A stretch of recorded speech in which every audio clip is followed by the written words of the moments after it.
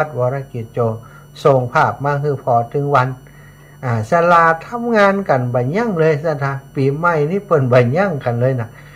ความก้าวหน้าตอนนี้เนี่ยโอ้ก่อฉาบอย่างเรียบร้อยเกือบจะเรียบร้อยนะวันนี้หันส่งภาพมาด้านนอกกับก่อฉาบและด้านในก็ปูกระเบื้องปูกระเบื้องออกมาถึงบริเวณที่อันเป็นผนังกั้นผนังตรงนั้นก็จะเป็นอ่างล้างหน้าอ่างล้างมืออย่างต่างๆสัทธาที่ทำอยู่โอ้หันแล้วก็จื่นใจสัทธามันจุ่มใจอึกมึกอย่างที่ว่าเนี่ยได้จ่วยเปิ้นได้เป็นปากเป็นเสียงเป็นกระบอกเสียงจวนศรัทธาญาติโยมมาร่วมบุญภัยที่ทราบข่าวนี้เนอะศรัทธา10 20 100 ปันอย่างก็ร่วมบุญกันมาคนเล็กคนน้อยอันก็บัดตันนะ อันจะบัดตันก็เดี๋ยวจะครบเหี่ยก่อนโถส้วมชักโครกนะตอนนี้ได้ทราบว่าสุขภัณฑ์ชุดหนึ่งมันมีอยู่4ชุดต่ออันเนอะศรัทธาสุขภัณฑ์ชุดหนึ่ง5,000 บาทพร้อมติดตั้งพร้อมอุปกรณ์อย่างทุกอย่างสุขภัณฑ์ชุดหนึ่ง5,000 บาทกาติดไฟกาติดอย่างต่างๆนั้นก็ประมาณ6-8 ปันนะตึงไฟตึงต่อตึงอย่างต่างๆและก็ช่างไฟ8 ปันไผจะเป็นช่างไผจะเป็นระบบไฟก็ได้เนอะ8,000 บาทไผจะเป็นเจ้าภาพโถส้วมก็ได้ชักโครกชุดหนึ่งพร้อมการติดตั้งทั้งหมดอุปกรณ์ทั้งหมด5,000 บาทมีอยู่4ชุดด้วยกันศรัทธาระบบไฟ6,000 บาทความจริง6,000 ป่ายนะ6,400 6,500เนี่ยก็ตัดตีว่า6,000 บาทส่วนอ่างล้างหน้าอย่างต่างๆแหมก็เป็นสุขภัณฑ์ที่เพิ่มมาชุดละ2,000 ศรัทธาญาติโยมถ้าเฮาให้ห้อมกันคนเล็กคนน้อยก็บ่ต้องไปนับอย่างอันก็ได้เนาะไปจะร่วมบุญด้วยกันมาก็เจริญพรวันนี้ตะกี้โยมแม่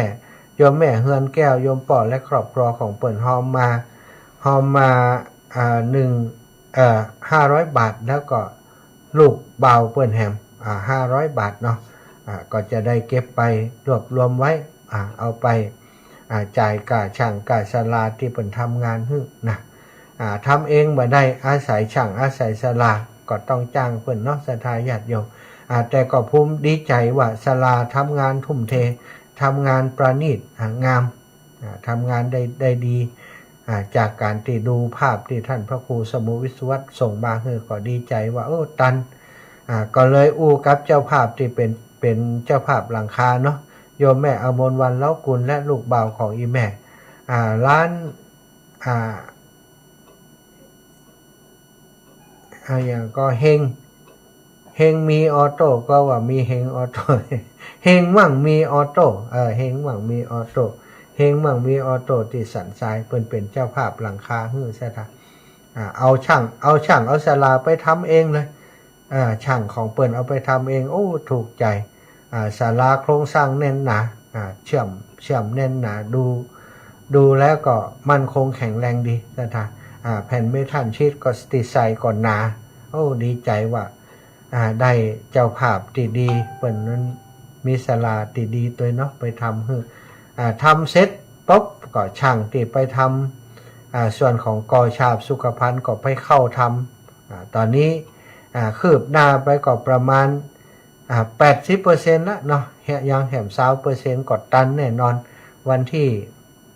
20นี่ตันแน่นอนก็จะลวดตันวันที่20เนี่ยสตางค์ใดครบบ่ครบก็จะแปะไว้ส่วนหนึ่ง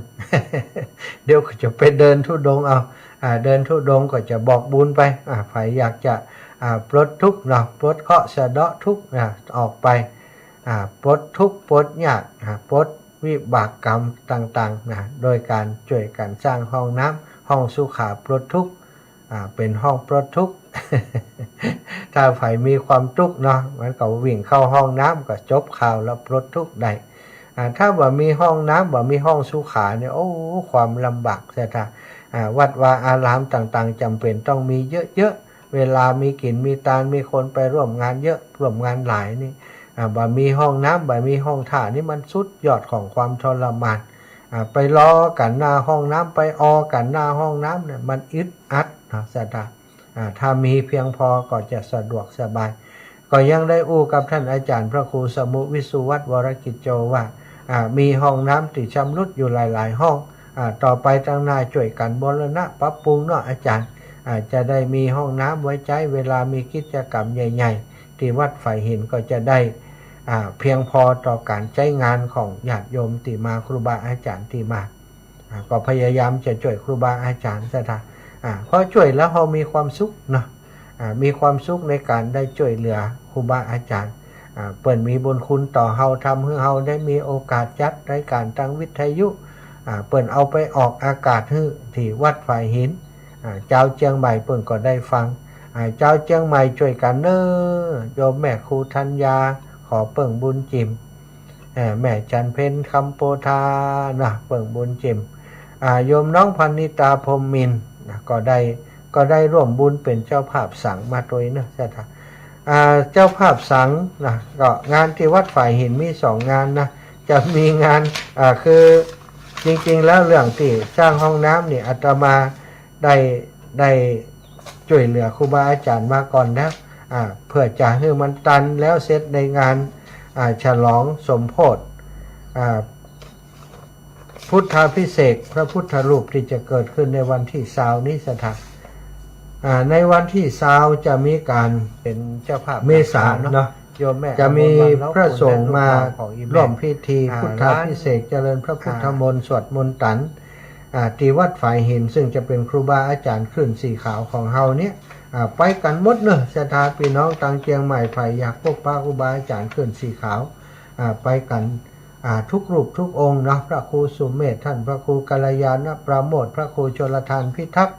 ท่านอาจารย์พระครูสถิตสารคุณพระครูนิวิตศิระสังวรพระครูอภิวัฒนวิกรมพระครูวรธรรมนาถพระครูศิริธรรมบัณฑิตพระครูสังวรศิลาภิลักษ์พระครูปริยัติรัตนโชติพระอาจารย์มหานพดลสุวรรณเมธีพระอาจารย์วรรณชัยชยานันโทพระมหาสมชาติชาตะปัญโยพระสมุชัยวัฒนาคเสโนพระครูโสพลปริยัติพระครูประภัตชัยคุณพระครูปัญญาสังฆการพระมหาประสิทธิธรรมาภินันโทพระครูไพศาลสุตกรพระครูสังฆบริหารธรรมนูนธรรมคุโนพระสาธิตเถระปัญโยพระธนัชชาวรยาโนพระสมุพงศกรธรรมทีโปพระครูปลัดกิตติพงศ์กิตติโสพโนด็อกเตอร์พระครูพระปลัดจำนงสุธีโรพระครูบา40,000ครูบาปลัดพระครูปลัดนัทพงศ์ทิตาวุฒศิริพระอาจารย์จำเริญโชติธรรมโมพระครูสังฆรักษณอัตรัตนศิริพระอธิการสเวทปัญญาวชิโลพระครูศิริอัมพาพิรักษ์พระประพันธ์จันทธีโรนะ31 รูปที่จะไปร่วมเจริญพระพุทธมนต์สวดมนต์ตันศรัทธาอยากพบพระครูบาอาจารย์ก็ไปกันเนอะแล้วก็จะมีครูบาอาจารย์ที่นั่งปลุกนะนั่งปลุกก็มีอยู่11 รูปด้วยกันครูบา2 เมืองพระครูวรปัญโยภาสหลวงปู่ทองใบพระครูโชติ พระครูโชติพรหมวิหารพระครูบาจิตครูบาโสพลจันทคุณพระครูวิสุทธิยานรังสีพระครูประภัสสุตกิจครูบายี่แก้วหลวงพ่อพระครูสุจิตานุรักษ์ด็อกเตอร์ท่านพระครูปฏิพันธ์ธรรมทินหลวงปู่ดอยท่านพระครูอุดมศิริทัศน์ท่านพระครูพระภาวนาธรรมภิรัตน์พระมหาอำนวยมหาปุญโญพระมหาเสน่ห์คัมภีระปัญโยนะก็จะได้มาร่วมพิธีการวันที่9นี้เวลากลางคืนนี่ครูบาอาจารย์ไปกันทึดๆเนอะสถาอีปออีแม่ก็ต้องทึดๆเหมือนกันนะพี่น้องตังเจียงใหม่จะไปละกันเนอะไปแอวหากันไปเป็นกำลังใจไปร่วมบุญร่วมกุศลกับท่านอาจารย์พระครูสมุวิสุวัตวรกิจโจเป็นงานใหญ่งานหลวงของเปิ่นศรัทธาญาติโยมเป็นพิธีอบรมสมโภชพระประธานในอุโบสถพระพุทธรูปองค์อื่นๆที่ศรัทธานำมาถวายและพิธีพุทธาภิเษกวัตถุมงคลครูบาโสภาเนื่องในงานประเพณีส่งน้ำเจดีย์บรรจุอธิธาตุและรูปเหมือนพระอภัยสารทะสังฆปาโมกข์ครูบาโสภาซึ่งเป็นอดีตเจ้าคณะปฐมสังฆราชแห่งล้านนาไทยสมัยรัชกาลที่5และเจ้าคณะณจังหวัดเชียงใหม่รูปแรก พิธีธรรมที่อุโบสถวัดฝ่ายหินตำบลสุเทพอำเภอเมืองจังหวัดเชียงใหม่จะมีพระสงฆ์ที่นิมนต์ไปแสดงพระธรรมเทศนาในคืนนั้นนะสถาปฐมสมโภชพุทธาภิเษกธรรมจักรปวัตนสูตรก็มีพระครูวิสิทธิ์ศิราพรแสดงพระธรรมปฐมสมโภชพระครูสังฆรักษ์ปิดนิธิทัศน์กิตติโสพนเมธีพุทธแสดงธรรมพุทธาภิเษกวัดสับปุงน้อยพระครูปัญญาสังฆการพระช่วยเจ้าวัดวัดศรีโสดาแสดงพระธรรมเทศนาธรรมจักรปวัตนสูตรแล้วก็สูตรเบิกโดยวัดศรีภูมิมาตำบลทุ่งฝ่ายอำเภอเมืองจังหวัดลำปางสถานอาตมาก็จะไปวันพรุ่งนี้เนอะสถานวันนี้ก็มตันเห็นมะนะเนื่องจากว่าพระสงฆ์องค์สามเณรติวัดบรรพตสถิตบ่มีไผอยู่สักตนท่านอาจารย์ใหญ่พระมหานพดลก็ไปกิจสงฆ์ที่อำเภอวังเหนือจำเป็นต้องเดินทางไปแต่เจ้าแล้วก็พุ่นดึกเดินกลางคืนกว่าจะได้กลับมาท่านละไว้นี้ก็บ่มีไผเผาวัดสักคนซะนะเลยบ่ได้ไปวัดฝ่ายหินเต้าบ่เดียวตั้งใจไปตั้งแต่วันที่16นะอันนี้วันที่18แล้วดูยังบ่ได้ไปแต่วันพุธเมื่อเจ้าไปบิณฑบาตฉลองศรัทธาที่เปิ่นดูแลวัดบรรพตเนาะถ้าบ่ไปก็จะต้องแจ้งเปิ่นว่ามีไผไปเน้ออีกก็อินดูเปิ่นเตรียมของใส่บาตรไว้ทุกวันก็เลยว่าวันพรุ่งนี้ก็จะไปบิณฑบาตก่อนแล้วก็จะเดินทางไปวัดฝ่ายหินก็จะถึงปุ้นก็จะใช้เวลาเมินต่อใดบิณฑบาตแล้วก็จะลวดเดินทางและศรัทธาเนาะศรัทธาอีปออีแม่ทั้งหลายเนอะมีศรัทธาญาติโยมที่ให้หอมบุญมาแม่อมรวรรณเล้าคุณเนาะร่วมบุญสร้างห้องน้ำเป็นเงินอยู่มุงหลังคาเนาะเป็นเงินพร้อมกับเป็นเจ้าภาพ ชักโครกหนึ่งตัวเป็นเงินอยู่ 5,000 บาทมุงหลังคา 65,000 รวมทั้งหมดเป็น 70,000 บาทแล้วก็ศรัทธาญาติโยมท่านอื่นๆก็ทยอยให้หอมมาก็ขอขอบคุณเนอะมีญาติโยมติหอมมาเดี๋ยวขอดูตรงนี้ก่อนอยู่ในไลน์อันใดมหู้นะศรัทธาขอพอกำเนอะอยู่ในไลน์ติอยู่นี่มีคุณโยมอามนนัทรดาคุณอามนมนนัทรดา ชื่อไม่อ่านยากคุณอมนนัทรดาหอมมา 6,739 บาทเป็นของส่วนตัวของคุณโยมเปิ้นเนาะแล้วก็มีลูกศิษย์ของคุณโยมเปิ้นนางสาวพัชสิตาพิมพ์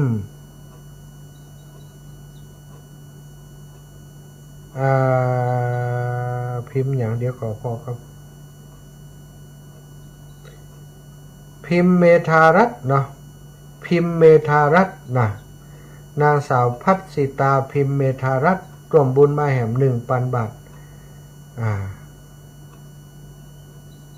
ต้องขอขอบคุณนะศรัทธาญาติโยมที่ให้หอมมาตะกี้ก็ได้มาแหม1,000 บาทเนาะที่โยมป่อโยมแม่แล้วก็ลูกเปิ้นจากบ้านสันดอนแก้วแม่เฮือนแก้วนะเปิ้นได้มาให้มาหอมต้องขออนุโมทนาบุญแต่เจ้าวันก่อนได้ไปบิณฑบาตที่บ้านปั่นแล้วโยมแม่อามนวันโยมแม่อันปาวลีโยมแม่ย่าปาวลีอินสุวรรณแม่ย่าได้หอมงานบุญเป็นเจ้าภาพสร้างที่วัดฝ่ายหินแฮม 1,000 บาทเนาะก็ต้องขออนุโมทนาบุญกับโยมแม่เนอะโยมแม่เป็นหอมบุญมากับวัดฝ่ายหินแฮม 1,000 บาทแล้วก็ถวายค่าน้ำมันรถอาตมาที่จะเดินทางไปวัดฝ่ายหินแฮม500 บาทขออนุโมทนาบุญขอบคุณกับโยมแม่ศรัทธาญาติโยมเวลาตอนนี้15:47 นาทีศรัทธาแบ่งปันเวลาให้ศรัทธาญาติโยมได้โทรเข้ามาเนอะ0808844173